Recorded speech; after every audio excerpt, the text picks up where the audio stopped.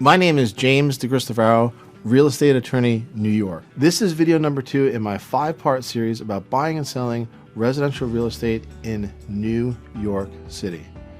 The title of this video number 2 is You've listed your home for sale. You've listed your New York City home for sale. Now what? So in this video, we're going to cover presenting your home, making it available for purchase, seller's disclosures, and the offer and acceptance process. So your real estate agent will probably be better at this than I am. And my very, very strong advice and recommendation is do not do a for sale by owner. Real estate agents in New York City are very professional. They know what they're doing. They're high volume folks, and you don't know what you don't know, and they could definitely help you facilitate the process. I mean, I've bought and sold properties in Manhattan and elsewhere, and I've always had and always gone through a real estate agent.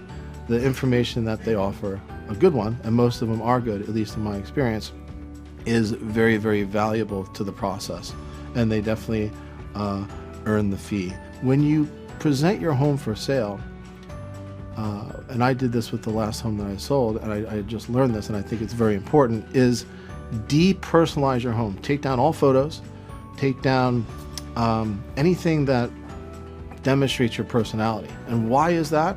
Because when a person comes in, a prospective buyer, they want to work off a blank canvas. They want to express their creativity. They want to say, well, what can I do with this home? And if you and your family are sitting there staring at them, they're going to think that it's your home, and it might stop their process and make them move on to the next property. And you want them to be able to picture themselves in the home that you're trying to sell, because since you're selling it, it's really no longer your home. So make it available for others. The next thing that I mentioned is we're going to talk about disclosures. This is very important.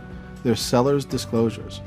Now, there's one of two options that sellers have, and there's a seller disclosure form that has these like different things to disclose, this, that, and the other thing: water, faucets, pipes, different things that could or may be wrong with the house or right with the house. You check it, you indicate if there's an issue or not.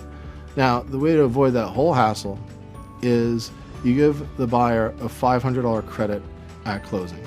So there's no need for you to go through the checklist. There's no need for you to take the time to do it. There's no need to also take the risk that if you don't disclose something, you may be held liable for it, and it's definitely worth the $500. So in my opinion, again, your particular situation may vary, and this is, again, not legal advice, because yes, it's worth giving the credit to the seller at the closing, and it's $500. Now for the offer and acceptance process, when a prospective purchaser really likes your home and they're interested in it, they're going to ask questions. The real estate agents are probably going to go back and forth on the questions and answers. And if it rises to the level of them not knowing, and normally they know a lot about the property, they're going to ask you. But that's a good thing, because it shows that the buyer is interested in the property. And once they have decided that this is something that they want, the buyer or prospective buyer then makes an offer. And all this happens between the agents once it raises to the formal level. Typically it's in writing, or I believe it has to be in writing. The agent, if there are two agents, the buyer's agent will write up the offer, send it to the seller's agent, and then there's 3 things that can happen. It'll either be accepted, rejected, or rejected with a counteroffer.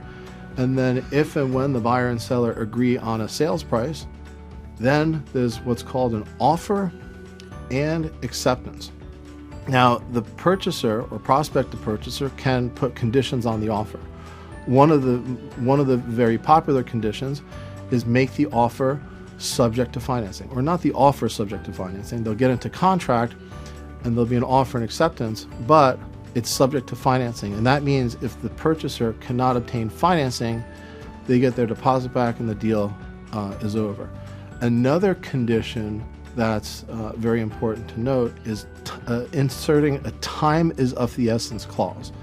A lot of times, purchases of residential real property in New York City, they get delayed and delayed and delayed. And if there's a time is of the essence clause is in there and it doesn't close on time, the party at fault is the one that's harmed. So that's also another thing to consider when making an offer, or accepting an offer when you're the seller. I would definitely recommend Lawyer James. It changed my life. James has done an outstanding job. But he kept me calm, kept me on point. I would definitely encourage you to get in touch with James as soon as possible. As a matter of fact, do it now.